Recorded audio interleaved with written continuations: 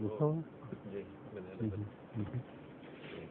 حکومت پاکستان نے جماعت سے متعلق جو سرکاری کتابچہ شائع کیا تھا اس میں یہ لکھا تھا کہ قادیانی اس بات پر ایمان رکھتے ہیں کہ ان کے اور دیگر مسلمانوں کے درمیان وجہ اختلاف صرف مرزا غلام احمد کی نبوت ہی نہیں بلکہ ان کا دعویٰ ہے کہ ان کا خدا، ان کا اسلام، ان کا قرآن، ان کے روزے، فی الحقیقت ان کی ہر چیز باقی مسلمانوں سے مختلف ہے۔ اپنی ایک تقریر میں وہ انہوں نے حوالہ دیا ہے کہ حضرت مسلم موعود نے اپنی ایک تقریر میں یہ ساری باتیں بیان کی تھیں۔ اس حوالے سے آپ کیا کہنا پسند فرمائیں گے؟ ٹھیک ہے، اس کے متعلق میرا تفصیلی خطبات کا سلسلہ ایک جاری ہوا تھا، جس میں حکومت پاکستان کے کتابچے کے ایک ایک نقطے کا تفصیلی جواب دیا تھا۔ یہ جو سوال ہے یہ انہوں نے مختلف جگہوں پہ مشتہر کیا ہے، اور عامت الناس یورپ میں بھی یہی سمجھتے ہیں شاید کہ حضرت مسلم موعود نے یہ اعلان کیا تھا کہ ہمارا اسلام ان سے الگ ہے، ہر چیز الگ ہے، نماز بھی الگ، روزے بھی الگ، اور تاثر یہ دیتے ہیں کہ مراد یہ ہے کہ جو اسلام حضرت محمد رسول اللہ صلی اللہ علیہ وسلم کو اسلام تھا، جو آپ کا قرآن تھا، جو آپ کا خدا تھا، جو آپ کے روزے تھے، جو آپ کی نماز تھی، اس میں احمدی اقرار کرتے ہیں کہ ہم الگ ہو گئے ہیں۔ یہ بہت بڑا بہتان ہے، جانتے ہیں کہ جھوٹ بول رہے ہیں، اور حکومت پاکستان بیچاری کو اللہ رحم کرے، عقل دے، ان کے جس نمائندے نے بھی یہ کتابچہ تیار کیا ہے اس نے اصل حوالہ بھی الفضل کا نہیں دیکھا، جس میں وہ تقریر شائع ہوئی تھی وہی دیکھ لیتے تو ان کو سمجھ آ جاتی کہ یہ مولویوں نے بے وجہ الزام تراشی کی ہے۔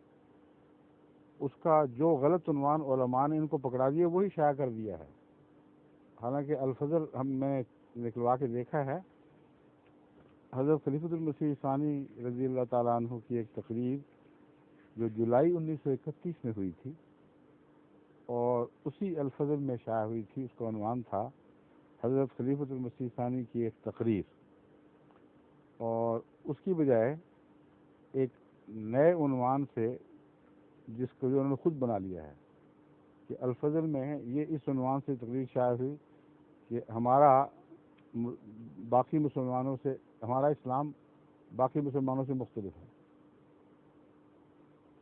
حالانکہ اس قصے کا کہیں ذکر ہی نہیں ہے۔ اصل بات یہ ہے کہ ایک یہ طرز بیان ہوا کرتی ہے، یہ کہا جاتا ہے بعض دفعہ کہ تم اس اسلام کو چھوڑ چکے ہو جو محمد رسول اللہ کا اسلام تھا، اس خدا کے تصور کو بگاڑ دیا ہے جو حضرت اقدس محمد مصطفیٰ کے خدا کا تصور ہے۔ اس قرآن میں تم نے بعض ایسی باتیں قرآن سے ایسی باتیں اخذ کی جو قرآن کے منطوق کے خلاف ہیں، گویا قرآن کو بدل دیا، فرشتوں کا تصور بگاڑ لیا، جنت جہنم کا تصور بگاڑ لیا۔ ان سب تصورات سے متعلق حضرت مسیح موعود علیہ الصلوۃ والسلام نے، جن کا دعویٰ ہی مہدویت کا تھا، جن کے متعلق حضرت رسول اکرم صلی اللہ علیہ وآلہ وسلم کی پیشگوئی تھی کہ حکم عدل بن کے آئے گا، اس لیے حضرت مسیح موعود علیہ السلام کو تم حکم عدل سمجھو نہ سمجھو، مگر سچے حکم عدل کا کام یہ تھا کہ امت کے اختلافات میں آ کے فیصلے دے اور صحیح قرآن، صحیح اسلام، صحیح خدا اللہ اور رسول کا تصور اسی طرح بحال کرے جیسے حضرت اقدس محمد مصطفیٰ صلی اللہ علیہ وآلہ وسلم کے وقت میں تھا۔ یہ مضمون ہے اس ساری تقریر کا، اور ان لفظوں کو پکڑ کر کے ہمارا اسلام اور ہے، تمہارا اسلام اور ہے، ایک حیرت انگیز بہت مکروہ الزام جماعت پر لگا دیا ہے۔ وہ کہتے ہیں کہ لکھتے ہیں ان کا خدا، ان کا اسلام، یہ ہمیں یعنی احمدیوں نے اقرار کر لیا ہے، ان کا خدا، ان کا اسلام، ان کا قرآن، ان کے روزے، فی الحقیقت ان کی ہر چیز باقی مسلمانوں سے مختلف ہے۔ تم سب کی آپس میں مختلف نہیں ہے، یہ کیوں نہیں دیکھتے؟ 72 فرقے کو بن گیا اگر آپس میں مختلف نہیں تھی، اور ایسا اختلاف جس کا اس سے بہت زیادہ واشگاف لفظوں میں تم سب نے اقرار کیا ہوا ہے، بلکہ بڑا بھیانک اقرار کیا ہوا ہے، اور اس میں تو دوسروں کے اوپر کوئی ایسی الزام تراشی نہیں کی گئی اپنے متعلق بتایا کہ ہم تو وہی دین رکھتے ہیں جو رسول اکرم صلی اللہ علیہ وسلم کا یا قرآن کا دین تھا، لیکن جب آپس میں یہ ایک دوسرے سے بحثیں کرتے ہیں تو یہی باتیں اس سے بہت زیادہ بڑھا چڑھا کر اپنے متعلق بھی اور دوسروں کے متعلق بھی بیان کرتے ہیں۔ کہاں ہے انصاف پاکستان کا؟ کیوں ان باتوں کو نہیں اٹھاتے؟ ہم نے پیش کیا 1974 میں یہ باتیں پیش کی تھیں کہ دیکھو تم سب یہ کر رہے ہو، لیکن جب فیصلے سیاست پر ہوں گے، دین پر نہیں ہوں گے، تو پھر سارا نظام بگڑ جائے گا، پھر عدل کی کیا توقع ہو سکتی ہے؟ میں چند نمونے آپ کے سامنے رکھتا ہوں۔ سب سے پہلے تو ایک دیوان الشبیبی سے ایک عربی کلام میں سے کچھ ایک چند اشعار چنے ہیں، بہت دردناک ہیں لیکن کیسا واضح حقیقت کا اظہار ہے۔ الا لیت شاری ما ترا روح احمدہ اذا طالعتنا من علم او اطلتی الا لیت شاری ما ترا روح احمدہ۔ دیکھو میں تو یہ سمجھتا ہوں، میرا شعور مجھے یہ بتا، کاش مجھے اس بات کا شعور ہوتا، ما ترا روح احمدہ اذا طالعتنا، کہ محمد مصطفیٰ کی روح جب وہ ہمیں دیکھے یا دیکھتی ہے، من علم بلندی سے، او اطلت ہی یا جھانک رہی ہو ہم پر، میرا ظن یہ ہے، مجھے کاش یہ شعور ہوتا کہ میں دیکھ سکتا کہ حضور صلی اللہ علیہ وسلم کیا سوچ رہے ہیں۔ واکبر و ظنی لو اطانا محمد، لیکن میرا ظن، غالب ظن یہ ہے کہ اگر آج محمد رسول اللہ ہم میں اتر آئیں، للاق الذی لاقہ من اہل مکہ تھی، ہم سے ان کو وہی تکلیفیں پہنچیں جو اگلے وقتوں میں اہل مکہ سے ان کو پہنچی تھی۔ عدلنا عن النور الذی جاءنا بہ، ہم تو اس نور سے منحرف ہو گئے ہیں جو ہمارے پاس وہ لے کے آیا تھا۔ کما عدلت عنہ قریش فضلت ہی، اسی طرح جس طرح قریش آپ کے لائے ہوئے نور سے منحرف ہو گئے تھے اور گمراہ ہو گئے تھے۔ اذن لقضا لا منہج الناس منہجی ولا ملت القوم الاواخر ملتی، افسوس وہ تشریف لائیں تو مان یہ فیصلہ دیں گے، خبردار اس قوم کی راہ، اس قوم کا مسلک وہ مسلک نہیں ہے جو میرا مسلک تھا۔ ولا ملت القوم قوم الاواخر ملتی، اور یہ آخرین کی، یہ آخر میں آنے والے لوگوں کی جو ملت ہے وہ میری ملت تو نہیں ہے۔ اب یہ دیکھیں، یہ مضمون ہے جو حضرت مسلم موعود نے اپنی زبان میں بیان فرمایا کہ تم لوگ دین سے اس حد تک مختلف ہو گئے کہ تم سب ایک دوسرے سے اختلاف کر رہے ہو۔ ہمیں اللہ نے وہی نور دوبارہ عطا فرما دیا، اور مہدی کا یہی کام تھا کہ آئے اور دین مصطفی کی اصل صورت کو اجاگر کرے، اس نور کی طرف واپس لے کے جائے۔ اس کو یہ کہنا کہ انہوں نے اپنے غیر مسلم ہونے کا اقرار کر لیا، حد ہی ہو گئی ہے تو ظلم کی، اور میں کیا کہہ سکتا ہوں اس پر۔ اور ڈاکٹر غلام جیلانی برق صاحب ہیں، انہوں نے ایک کتاب لکھی ہے اس موضوع پر، دو اسلام۔ وہ کہتے ہیں ہمارے ہر فرقے کا اسلام و قرآن الگ ہے۔ اس کو کیوں نہیں، اس بات کو کیوں نہیں عدالتوں میں پیش کیا گیا؟ اس پر کیوں نہیں اسمبلیاں بیٹھیں؟ کیوں ہر فرقے کو اس وجہ سے غیر مسلم قرار نہیں دیا گیا؟ ہر فرقے کا اسلام اور قرآن الگ ہے۔ ایک اسلام اور قرآن تو وہ ہے جو 14 لاکھ حدیثوں کے بوجھ کے تلے دبا ہوا کرا رہا ہے۔ اہل قرآن ہیں، جن کو چکڑاوی بھی کہتے ہیں، کہ گویا حدیثوں نے قرآن کا نعوذ باللہ میں جاری ستیہ ناش کر دیا۔ کیسی خوفناک بات ہے۔ حالانکہ حدیثوں کی روشنی سے ہمیں قرآن پر عمل کرنا سمجھ آیا، حدیثوں نے قرآن کا وہ نور روشن کیا جو ہماری کمزور آنکھیں محمد رسول اللہ کی آنکھوں کی مدد کے بغیر دیکھ نہیں سکتی۔ مگر خیر اس کو تو چھوڑیے۔ دوسرا وہ ہے جو مختلف فقہی سکولوں کے نرغے میں پھنسا ہوا بچ نکلنے کے لیے فریاد بھی نہیں کر سکتا۔ اور ایک تیسرا اسلام ہے جو حضرات اہل بیت کرام کی لکڑی اور کاغذ کے تازیوں کے ساتھ بندھا ہوا ہے، کوچہ و بازار میں سالانہ گردش کرتا نظر آتا ہے۔ ایک چوتھا اسلام وہ ہے جو استخواں فروش مجاوروں اور پیر زادوں کے حلقے میں حق کے نعرے لگانے اور حال و قال کی بزمارائی کے لیے مجبور ہے۔ مدت ہوئی مذہب اسلام کے نام سے حیدرآباد کی چھپی ہوئی کتاب دیکھی تھی جو کم و بیش 1000 صفحات پر مشتمل ہوگی۔ اس میں عجیب و غریب قسم کے بے شمار اسلام بتائے گئے ہیں۔ یہ کثرت اسلام ایک عالمگیر مرض ہے جس میں تمام مسلمانان عالم مبتلا ہیں، اور ہر خطہ ارض میں ہماری پستی و ذلت کا یہی واحد سبب ہے۔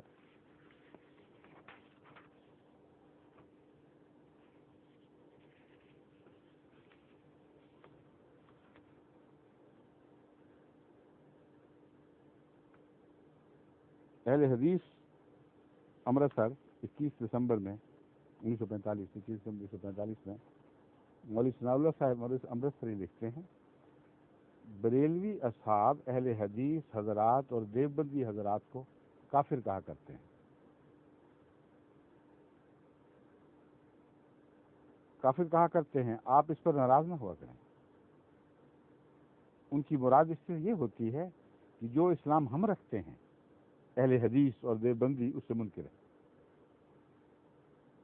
اب دیکھیں اسلام کتنے بدل گئے ہیں، خود منہ سے باتیں کرتے ہو، یہ محاورہ روزمرہ استعمال ہو رہا ہے، یہ کسی کو دکھائی نہیں دیتا ارباب حلوق میں سے کسی کو۔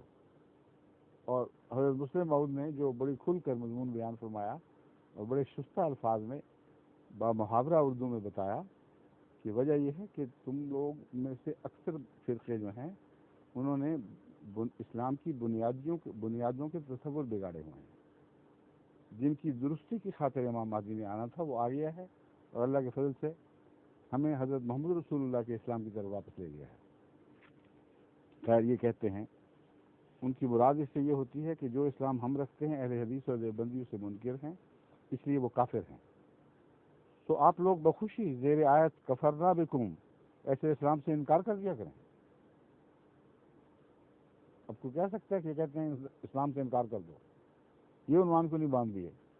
مولوی ثناء اللہ صاحب نے اہل حدیث کو نصیحت کی اسلام سے انکار کر دو اور خوشی سے انکار کرو، اور زیر آیت کفرنا بکم ہم تمہارا انکار کرتے ہیں، جس کے عقائد مذکورہ خط میں درج ہیں۔ بریلوی اہل سنت و جماعت کہلانے والے کہا کرتے ہیں کہ ہماری جماعت سواد اعظم ہے، اور یہ اہل حدیث شرمزہ قلیل بہت تھوڑے لوگ ہیں۔ میں کہتا ہوں یہ تھوڑے ہی ان بہتوں سے اچھے ہیں۔ کیوں؟ تعیرنا انا قلیل عزیزنا فقلت لها ان الکرام قلیل۔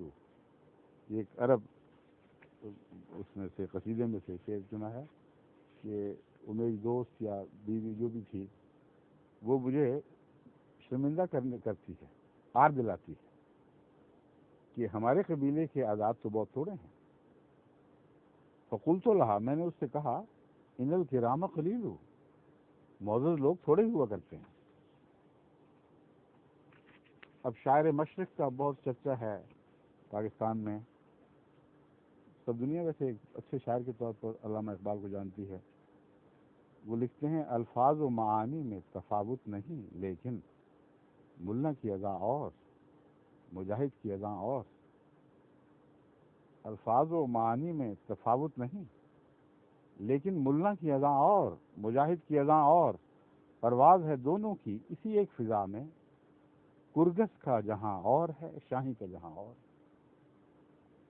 گدھ بھی اسی فضا میں اڑتی ہے مگر اس کا جہان اور ہے، اور شاہی کا جو شکاری پرندہ ہے اس کا جہاں اور۔ 1914 میں انہوں نے ایک نظم کہی تھی جس کے 2 شعر یہ تھے، کیا تمہارا بھی نبی ہے وہی آقائے انام؟ اب آپس کی باتیں سن لیجیے ذرا۔ کیا تمہارا بھی نبی ہے وہی آقائے انام؟ تم مسلمان ہو، تمہارا بھی وہی ہے اسلام؟ یہ بات جب حضرت مسلم موعود کہہ دیں تو ہر طرف آگ بھڑکانے کی کوشش کی جاتی ہے اور ان سب باتوں سے صرف نظر ہو جاتی ہے۔ تم مسلمان ہو، تمہارا بھی وہی ہے اسلام، اس کی امت کی علامت تو کوئی تم میں نہیں، ایک بھی علامت نہیں۔ میں جو اسلام کی ہوتی ہے وہ اس خم میں نہیں. جو جام تم نے پکڑے ہوئے اسلام کے، ان میں وہ میں نہیں. باقیات اقبال صفحہ 367 تبسم. عطا اللہ شاہ صاحب بخاری ان احرار کے بہت بڑے پیر ہیں، مرشد ہیں، جو زیادہ تر ختم نبوت والا ٹولہ کہلاتا ہے. ان سے کسی نے سیالکوٹ میں یہ سوال کیا کہ مولانا امیر شریعت صاحب، آپ قادیانیوں کے پیچھے تو لٹ لے کر پڑے ہوئے ہیں، یہ خدا کے منکر کمیونسٹ بھی تو ہیں، ان سے کیوں نہیں ٹکراتے؟ کمیونزم نے دنیا میں تباہی مچا رکھی ہے، خدا ہی سے لوگوں کو برگشتہ کر رہا ہے، اور ان سے آپ ٹکر ہی لیتے. ان کا جواب سنیے. فرماتے ہیں کمیونزم کی ٹکر امپیریلزم سے ہے. کفر کفر سے لڑتا ہے، اسلام سے اس کا کیا مقابلہ؟ لڑنے لوگ. لیکن اور ابھی بات ختم نہیں ہوئی. اور مقابلہ تو تب ہو کہ اسلام کہیں موجود ہو. ہم نے اسلام کے نام سے جو کچھ اختیار کر رکھا ہے وہ تو صریح کفر ہے. ہمارے دل دین کی سمجھ سے آ رہی، ہماری آنکھیں بصیرت سے ناآشنا، کان سچی بات سننے سے گریزاں. پھر کہتے ہیں بے دلی ہائے تماشا کہ نہ عبرت ہے نہ ذوق، بے کسی ہائے تمنا کہ نہ دنیا ہے نہ دین. کہ بے دلی دیکھو کہ نہ عبرت ہے نہ ذوق، نہ ہمیں عبرت حاصل کرنے کا سلیقہ رہ گیا، نہ وہ آنکھ نصیب ہے، نہ اچھی باتوں کا ذوق ہے. اور ہماری بے بسی اور بے کسی دیکھو تمہاری تمنا کی کہ نہ دنیا ہے نہ دین، کچھ بھی نہیں رہا. پھر فرمایا میں کمیونزم سے کیوں ٹکراؤں؟ وہ کون سا اسلام ہے جس پر کمیونزم ضربیں لگا رہا ہے؟ ہمارا اسلام وہ تو ہے ہی نہیں لگانے تو ضربیں. ادھر یہ امپیریلزم سے لڑ رہا ہے، ادھر ایسے اسلام پہ ضربیں لگا رہا ہے جو اسلام ہے ہی نہیں. تو لگانے تو مجھے کیا فکر پڑی ہوئی ہے احمدیوں کے پیچھے پڑنے. تو وہ کیوں؟ پھر یہ تو مان گیا کہ احمدیت کفر نہیں ہے. پھر تو کفر سے تو تمہیں لڑنا ہی نہیں، اور نہ تمہیں یہ مجال ہے، نہ اس کی طاقت ہے، نہ اپنے آپ کو اسلام کا نمائندہ سمجھتے ہو. تو پھر اسلام سمجھ کے لڑ رہے ہو گئے، اور تو کوئی دلیل باقی نہیں دی. پھر لکھتے ہیں بتوں سے تجھ کو تمنا، خدا سے نومیدی، مجھے بتا تو صحیح اور کافری کیا ہے؟ یہ اسلام جو ہم نے اختیار کر رکھا ہے، کیا یہی اسلام ہے جو نبی نے سکھلایا تھا؟ کہ ہماری رفتار، ہماری گفتار، کردار میں وہی دین ہے جو خدا نے نازل کیا تھا؟ میں کہتا ہوں کہ گورنری سے گداگری تک مجھے ایک بات ہی بتلاؤ جو کہ قرآن اور اسلام کے مطابق ہوتی ہے. یہ اقرار کسی نے نہیں دیکھا، کسی نے نہیں سنا. جماعت احمدیہ نے اقرار کر لیا کہ ہم مسلمان ہیں، انا للہ و انا الیہ راجعون. کون ان کو کان دے سننے کے لیے، کون آنکھیں دیکھنے کی دے؟ جو اللہ نے دی ہیں اس سے تو کام نہیں لے رہے. کہتے ہیں فکر کج دماغ پریشان، احکام الہی سے انکار، اور پھر انکار پر اصرار. سکندر حیات نے کالرا بل بنوایا کہ جائیداد کا وارث بڑا لڑکا ہے اور لڑکیاں حصے دار نہیں. اصل بیچ میں تان یہاں آگے ٹوٹی ہے. ہندوستان کی نمائندگی میں پنجاب کے ہر اہم مسلمان لیڈر کے خلاف جس حد تک ممکن تھا انہوں نے حضرت سرائی کی. قرآن کے 1.5 ڈکو کے انکار کے باوجود ہم مسلمان، اور پھر اسلام کو کمیونزم سے خطرہ. ابھی سارے قرآن کا انکار کر بیٹھے تھے خود، اب سکندر حیات کی 1.5 ڈکو کے انکار پر پھر غصہ آ گیا ان کو. کاش اسلام کا کہیں نظارہ ہوتا، کوئی بستی ہوتی جہاں اسلام ہوتا، اسلام بستا. ہمارا تو سارا نظام کفر ہے. قرآن کے مقابلے ہم نے ابلیس کے دامن میں پناہ لے رکھی ہے. قرآن صرف تعویذ کے لیے ہے، قسم کھانے کے لیے ہے. تقریر عطا اللہ شاہ بخاری، سیالکوٹ، احرار کانفرنس، منقول از اخبار آزاد، 9 دسمبر 1949.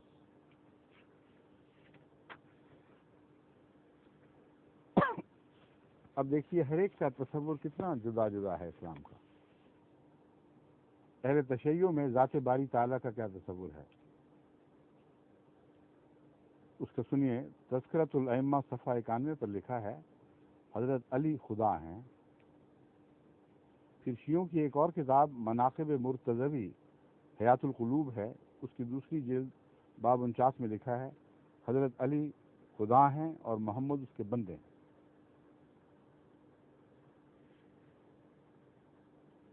رسالہ نو رتن کی صفحہ 36 پر درج ہے حضرت علی فرزند خدا ہیں۔ حق الیقین مجلسی باب 5 میں یہ مضمون بیان ہوا ہے کہ حضرت علی جمیع انبیاء سے افضل ہیں۔ اب یہ میں باتیں بیان نہیں اس لیے نہیں کر رہا کہ آپ لوگ طیش میں آئیں تو جہالت ہے۔ دنیا میں ہزار لوگ ہیں، لاکھ ہیں، کروڑ اربوں ہیں جن کے عقیدے بگڑے ہوئے ہیں، آپ سب سے ٹکراتے پھریں گے۔ آپ کو کب خدا نے داروغہ بنایا ہوا ہے؟ اہل تشیع کو سمجھائیں، پیار سے بتائیں۔ آپ اگر سمجھتے ہیں کہ یہ باتیں شرک ہیں تو قرآن حدیث سے ان کو ثابت کریں، خدا کے واسطے دیں، خدا کی توحید کی قسمیں کھا کر ان سے کہیں کہ یہ باتیں درست نہیں ہیں۔ اس سے زیادہ آپ کو کوئی حق نہیں۔ محمد رسول اللہ سے کس طرح بڑھ کر آپ حق لے کر آئے ہیں آسمان سے؟ انما انت مسیطر لست علیہم، انما انت مذکر لست علیہم بمسیطر۔ اے محمد تو مذکر ہے، مسیطر نہیں ہے، خدائی فوجدار نہیں ہے۔ بس یہ میں باتیں کسی نعوذ باللہ من ذالک اس سپاہ صحابہ کے رنگ میں نہیں کر رہا، وہ ان باتوں سے اشتعال دلاتے ہیں۔ یہ باتیں ہم دیکھتے ہیں تو ہمارے دل میں ان کی ہمدردی پیدا ہوتی ہے۔ ایک آدمی جو غلط راہ پر چل پڑے اس سے کیا سلوک ہونا چاہیے؟ وہ سلوک جو حضرت محمد رسول اللہ صلی اللہ علیہ وآلہ وسلم فرمایا کرتے تھے، نئے سلوک ایجاد کرو گے تو خود بھی ہلاک ہوگے، لوگوں کو بھی ہلاک کرو گے۔ آپ فرماتے ہیں کہ جب میں لوگوں کو دیکھتا ہوں شرک کی طرف دوڑتے ہوئے اور میری بات نہیں سنتے تو میری حالت ایسی ہے جیسے کوئی لوگ آگ کے کنارے کی طرف دوڑے چلے جا رہے ہیں، بغتت دوڑے چلے جا رہے ہیں، اور میں ان کے پیچھے آوازیں دیتا جاؤں، کبھی ان کو کمر سے پکڑوں، کبھی ہاتھ سے پکڑوں، ان کو کہتا چلا جاؤں خدا کے لیے ٹھہرو ٹھہرو، اپنے آپ کو ہلاک نہ کرو۔ اگر سچی ہمدردی اسلام کی ہے تو ان حوالوں کو سن کر یہ رد عمل ہونا چاہیے، نہ کہ غیظ و غضب کی آگ اپنے سینوں میں بھڑکائیں اور دوسروں سینوں میں بھی آگ لگائیں، پھر خود آرام سے بیٹھ کے تماشا دیکھیں اور جلتے ہوئے دلوں کو دوسروں کے گھر جلانے کے لیے آمادہ کرتے رہیں اور وہ تماشا دیکھتے رہیں۔ یہ اسلام نہیں، یہی تو فرق ہے۔ اسی لیے حضرت مرزا محمود احمد صاحب نے اعلان کیا تھا کہ اگر یہ تمہارا اسلام ہے تو تمہارا اسلام اور ہے، محمد رسول اللہ کا اور ہے۔ بریلویوں کے عقائد سے متعلق اب سن لیجئے۔ مولانا احمد خان رضا بریلوی صاحب لکھتے ہیں، اولیاء کرام کے مزارات سے تصرف کرنا بے شک حق ہے کہ مزارات سے قبروں میں سے امور دنیا میں تصور کرنا اور کسی کو کچھ دینا اور کسی کے ہاتھ روک لینا یہ سب برحق ہے۔ یعنی قبروں پہ جاؤ، مردوں سے مانگو، برحق ہے کہ ان کے ہاتھ، مرے ہوں کے ہاتھ تمہیں عطا بھی کریں، تم سے کچھ روک بھی لیں۔ اور ایک آیت کریمہ سے جس میں بیان فرمایا گیا کہ کفار اہل قبور سے مایوس ہو چکے ہیں، مطلب یہ ہے کہ دوبارہ زندہ ہونے سے یہ مان رہے ہیں۔ کہتے ہیں جہاں یہ فرمایا گیا کہ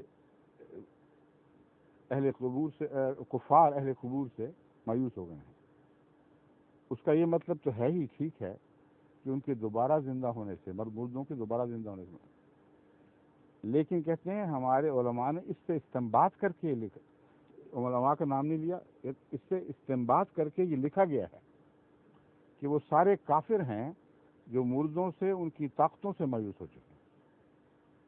یہ تصویر بھی ہے۔ قرآن بدلا کہ نہ بدلا؟ یہ قرآن اور ہے، وہ قرآن جو ہمیں بتلایا گیا کہ خالصتاً توحید کا کلام ہے، اس میں ایک ذرہ بھی توحید کے برخلاف نہیں، اس کا تصور ہی نہیں، سوچنا بھی گناہ ہے۔ اس قرآن سے یہ استنباط فرما رہے ہیں کہ یہ جو آیت ہے کہ کفار اہل قبور سے مایوس ہو گئے ہیں، ان کا مطلب یہ ہے کہ اس بات سے مایوس ہو گئے ہیں کہ اہل قبور کچھ عطا بھی کر سکتے ہیں، کچھ روک بھی سکتے ہیں۔ کہتے ہیں یہ چنانچہ قرآن کریم کی نص سری یہ بتاتی، ان لوگوں کے نزدیک جن لوگوں نے یہ تعریف کی ہے تشریح، یہ بتاتی ہے کہ مردے اپنے تصرفات میں خدا تعالیٰ کے شریک ہیں۔ گویا لکھا گیا ہے کہ جو لوگ اس بات سے مایوس ہو گئے ہیں کہ مردے خدا تعالیٰ کے ساتھ اپنے تصرفات میں، خدا تعالیٰ کے تصرفات میں شریک ہیں، آیت کی تشریح یہ بنی گویا اس کا مطلب ہے کہ وہ لوگ لازماً کافر ہیں۔ اب بتائیں، یہ وہی اسلام ہے، حضرت اقدس محمد رسول اللہ کا اسلام تھا۔ بریلویوں کے مشہور عالم دین حکیم الامت مفتی احمد یار خان نعیمی صاحب نے لکھا، ارشاد ہے مالا ینفع کا ولا یضر کا، اس سے مراد ہے کہ ان بتوں کو نہ پکارو جو تمہیں نہ فائدہ دیتے ہیں نہ نقصان، لیکن اولیاء اللہ تو تمہیں فائدہ بھی پہنچاتے ہیں، نقصان بھی پہنچا سکتے ہیں، اس لیے ان کو بے شک پکارو۔ ان کو کب منع کیا ہے پکارنے سے؟ پھر دیوبندیوں نے جو خدا کا تصور پیش کی ہے، ایسی خوفناک بحثیں ہیں کہ اصحاب ٹکڑے ٹکڑے ہو جاتے ہیں، چکنا چور ہو جاتے ہیں۔ ایسی خوفناک عبارتیں جو پڑھی بھی نہیں جاتی ہیں۔ ایک طرف توحید کے قائل اور بریلویوں کو کافر اور مشرک کہنے والے، دوسری طرف حال یہ ہے بس ہم نہیں مانتے کہ خدا کا جھوٹ محال بذات ہو۔ ہم یہ کبھی تسلیم نہیں کریں گے کہ اللہ بذات جھوٹ نہیں بول سکتا، ورنہ لازم آئے گا کہ انسانی قدرت خدا کی قدرت سے زائد ہو جائے گی، ورنہ ماننا پڑے گا کہ انسان کو خدا سے زیادہ قدرت حاصل ہے۔ انسان جھوٹ بول سکتا، خدا بھی نہیں بول سکتا۔ اس پر پھر لازماً بات آگے بڑھنی تھی اور بڑھ گئی۔ کہتے ہیں اب افعال قبیحہ کو قدرت قدیمہ حق تعالی شانہ سے کیوں کر خارج کر سکتے ہیں؟ یعنی ہر قسم کی گندی باتیں، بے حیائی، بعض تفصیلیں لکھی میں پڑھ نہیں سکتا، ایسی باتیں بھی جن پر قوم لوط پہ عذاب آیا، سب بکواس جتنی ہے۔ کہتے ہیں اگر ہم مان گئے کہ اللہ کو قدرت نہیں تو ہم گویا مان لیں گے کہ بندے کو خدا سے زیادہ قدرت ہے۔ جہالت کی حد ہے، اس کو قرآن کی طرف منسوب کر رہے ہیں اور الزام بریلویوں پر ہے کہ وہ مشرک ہو گئے۔ محمود حسن صاحب اخبار ایک مضمون لکھتے ہیں، تذکرۃ الخلیل مصنف عاشق علی میرٹھی، مطبوعہ مشن پریس میرٹھ، صفحہ 86 سے یہ حوالہ لیا گیا ہے۔ 25 اگست 1899 کو محمود الحسن صاحب کا ایک مضمون اخبار نظام الملک میں شائع ہوا تھا، اس سے غالباً اس کتاب نے یہ اقتباس لیا ہے۔ کہتے ہیں چوری، شراب خوری، جہل، ظلم سے معارضہ کم فہمی ہے۔ خدا کی قدرت بندہ سے زائد ہونا ضروری نہیں، حالانکہ یہ کلیہ ہے کہ جو مقدور العبد ہے مقدور اللہ ہے۔ یہ قاعدہ کلیہ بنا لیا ہے کہ جو بندے کے اختیار میں ہے وہ خدا کے اختیار میں بھی ہے۔ اور پھر شیطان کو کہاں لے جاؤ گے؟ وہ بحثیں بھی آ گئی ہیں بیچ میں۔ حضرت عبد القادر جیلانی کے متعلق قصے آپ نے سنے ہوں گے کہ کس طرح مدتوں کے ڈوبے ہوئے بیڑے نکالے 25 سال پہلے کے، اور ایک بڑھیا بیوہ اپنے بچے کے لیے رویا کرتی تھی، تو دیکھتے دیکھتے 25 سال پہلے ڈوبا ہوا بیڑا باہر نکلایا، اسی طرح ہنستے کھیلتے اس کے دلہا، اس کی دلہن اور باراتی سارے حشاش بشاش باہر نکلایا۔ اگر یہ شرک نہیں ہے تو کیا ہے؟ اس لیے یہ اسلام ہے تو ہمارا اسلام الگ ہے۔ میں پھر کہتا ہوں الگ ہے، مگر تم سے الگ ہے، محمد رسول اللہ سے نہیں۔ محمد رسول اللہ سے اسلام الگ ہو تو دین بھی گیا، دنیا بھی، کچھ بھی باقی نہیں رہا۔ یہ بات کیوں نہیں بتاتے دنیا کو؟ یہ کہہ رہے ہیں ہم۔ پھر خدا تعالیٰ کی ہستی کے متعلق اختلافات، وحدت الوجود، ہمہ اوست کے چکر، فرشتوں کے متعلق یہ تصور کہ وہ ظاہری پر رکھتے ہیں اور ان پروں کے ساتھ اڑا کرتے تھے تو اڑتے ہیں۔ یہاں تک اس سے بیان ہوئے ہیں کہ حضرت یوسف علیہ السلام جب پھینکے گئے، کنویں میں پھینکے گئے، تو جب وہ گرنا شروع ہوئے اس وقت حضرت جبرائیل علیہ السلام 7ویں آسمان پر تھے، اور 7ویں آسمان کا تصور بھی ان کا وہی مادی تصور کہ خدا وہاں تھا، وہ باتیں ہو رہی تھیں۔ اللہ تعالیٰ نے حکم دیا کہ فوراً جا کے بچاؤ اس کو۔ تو کہتے ہیں رفتار دیکھو کہ اس صورت سے گئے ہیں کہ کوئی دنیا کی سائنسدان اس کا تصور نہیں کر سکتا۔ گرنے سے پہلے اپنا پر نیچے رکھ دیا اور حضرت یوسف کو چوٹ لگنے سے بچا لیا۔ یہ تصور ہو گئے ہیں۔ قرآن میں نسخ کا عقیدہ صدیوں سے چلا آ رہا ہے۔ ایک زمانہ تھا علماء یہ مانتے تھے کہ 500 آیتیں قرآن کریم کی 500 دوسری آیتوں نے منسوخ کر دی، اور ہر ایک کا آپس میں اختلاف ہے، کسی نے کوئی آیت دوسرے کی ناسخ بیان کی اور کوئی دوسری آیت منسوخ ہونے والی بیان کی، کسی نے کوئی اور آیت بیان کر لی۔ وہ کتاب جس میں سورہ بقرہ کی پہلی آیت یہ کہتی ہے ذالک الکتاب لا ریب فیہ، یہ ہے وہ کامل کتاب، ایک ذرہ بھی شک اس پہ نہیں۔ اس میں ناسخ منسوخ کے چکر میں ساری کتاب کو مشکوک کر کے رکھ دیا۔ یہ عقیدہ بنا لیا گیا کہ قرآن کریم میں 10 پارے زائد تھے، 30 نہیں تھے، 40 تھے، اور پھر یہ عقیدہ بنا لیا گیا کہ وہ چونکہ حضرت علی رضی اللہ تعالیٰ عنہ کے مناقب میں تھا، اس لیے مسلمانوں نے، یعنی سنی مسلمانوں نے، حضرت عثمان رضی اللہ تعالیٰ عنہ وغیرہ نے اسے کاٹ کے الگ پھینک دیا، اس کی توجہ نہیں کی۔ اور بعض کہتے ہیں لکھنؤ میں، بعض کتب خانوں میں ابھی تک موجود ہے، کہ یہ کہتے ہیں کہ وہ قرآن کریم کی آیات جن میں حضرت علی کا وسیع ہونا قطعی طور پر ثابت تھا، وہ ایک بکری کھا گئی، اس لیے وہ دنیا سے نابود ہو گیا۔ ان سب تاریکیوں سے نکالنے کے لیے تو مہدی نے آنا تھا۔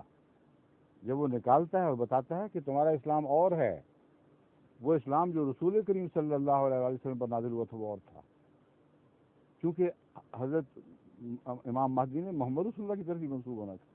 یہی کہتا ہمارا اسلام اور ہے، تمہارا اور ہے، یعنی ہم جو محمد کے بندے اور خدا کے بندے اور محمد کے غلام ہیں، ہم تمہیں پرانے اسلام کی طرف واپس لینے کے لیے آئے ہیں۔ اس پر تمسخر، جھوٹ، غلط فہمیاں دنیا میں پھیلانا، یہ کہہ دینا کہ جی خود اقرار کر بیٹھے ہیں کہ ہمارا اسلام اور ہے اور تم سب کا اسلام اور ہے، مطلب یہ ہے کہ وہ اسلام جو رسول اللہ سے ورثے میں ملا وہ تو تمہارا ہے اور ہم نے اور بنا لیا ہے، یہ نتیجہ نکالتے ہیں جی جھوٹ ہے۔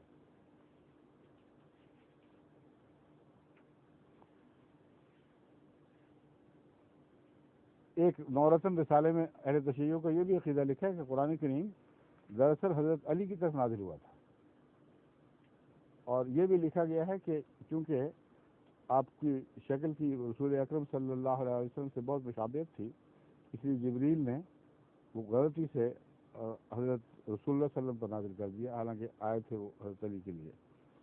جنت اور دوزخ کا ظاہری تصور، نبیوں پر تہمتیں، حضرت ابراہیم علیہ السلام پر شرک کا الزام، حضرت آدم پر شرک کا الزام، حضرت ابراہیم علیہ السلام پر 3 جھوٹ بولنے کی تہمت، حضرت ادریس پر زبردستی جنت میں داخل ہونے کا بہتان، حضرت لوط کی پاکیزگی پر اعتراض، یعنی اپنی بیٹیاں دشمنوں کے سامنے پیش کر رہے ہیں۔